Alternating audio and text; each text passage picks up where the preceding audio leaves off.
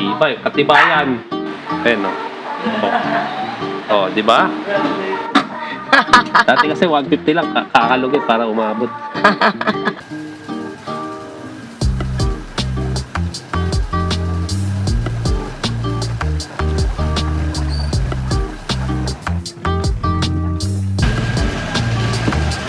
Hindi sa amin yan. Hindi sa amin yan. Kasi pinapa-car wash ko yung yellow. Sana may ganyan din ako. Pero in the future magkakaroon tayo yan.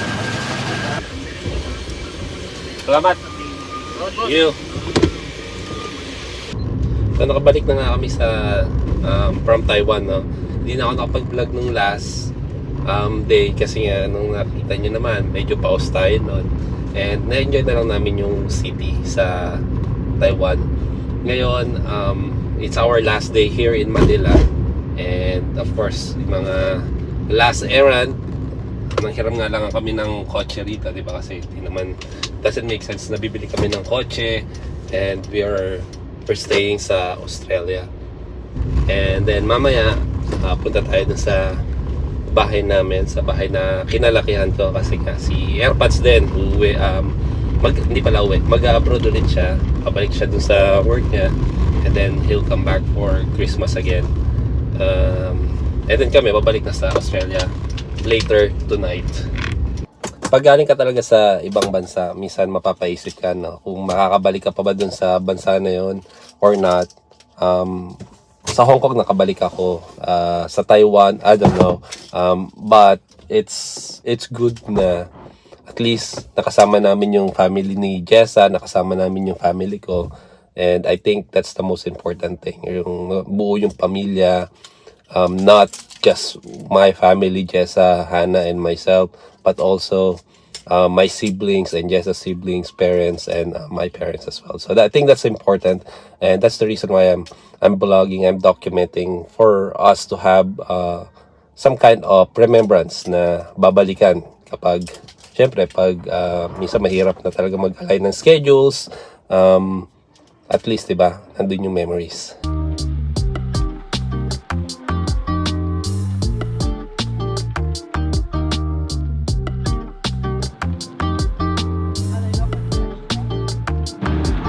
Ito yung bininyagan si Hannah nung baby siya sa loob ng BF Resort.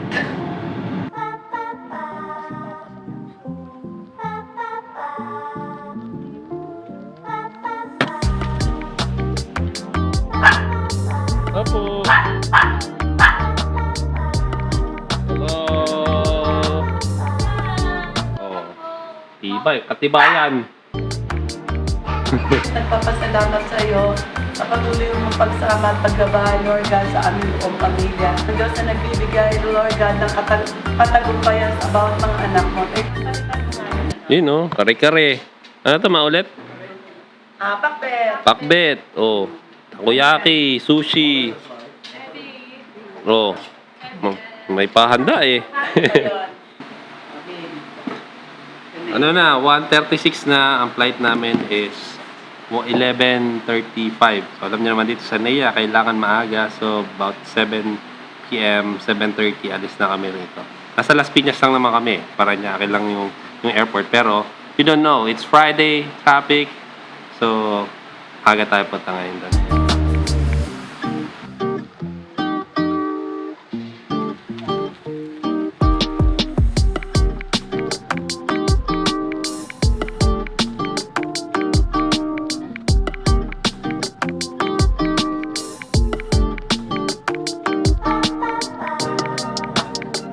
Ano, namiss mo na yung school mo? Oo, namiss ko na. No, it's not. Pero ayoko na mag-school. That.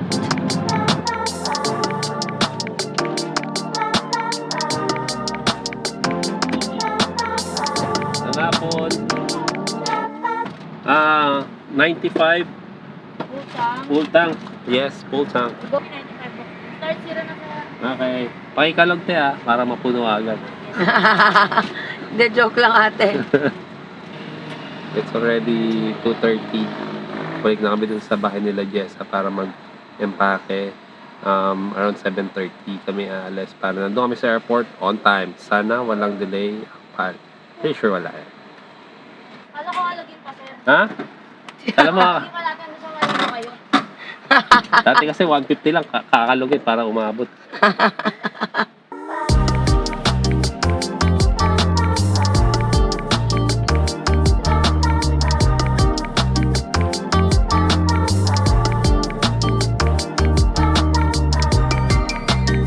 So balik na naman kami dito sa airport. Pabalik na kami ng Brisbane City. Nababa na mamaya pang midnight yung flight. Kami almost 8 p.m. Ayun nga, no, after 2.5 weeks of vacation to 3 countries, pabalik na kami sa Brisbane for more work and more fun. Of course, din kami nakabase. So, balik din kami.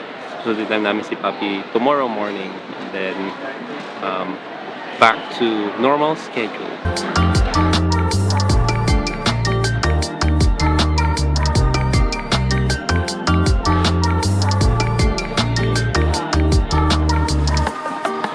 Done with boarding, done with security, and done with immigration.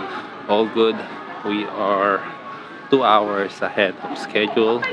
So mag-iikot-ikot na lang muna kami dito sa NAIA, Terminal 1.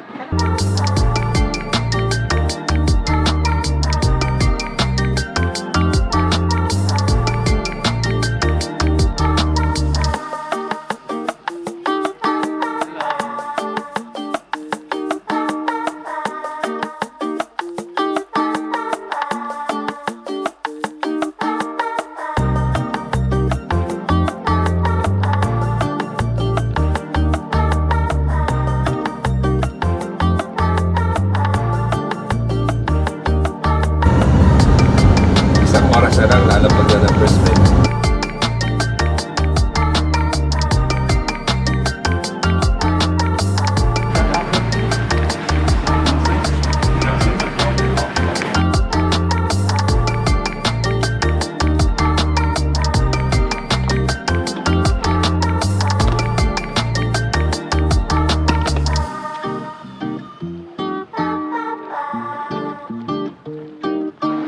And tapos na kami sa security, sa immigration, and customs dito sa Brisbane Airport. Nakarating kami ng safe and sound. It's 10:25 a.m. dito. So 2 hours ang advance ng Brisbane to Manila. Maraming salamat po kung tinapos nyo itong video na to. At maraming din po salamat kung pinanood nyo po yung series ng pag-vacation namin doon sa other countries, specifically in Manila. Ingat po kayo kung nasan man kayo at ano man ang ginagawa nyo. Babayu, back in Brisbane.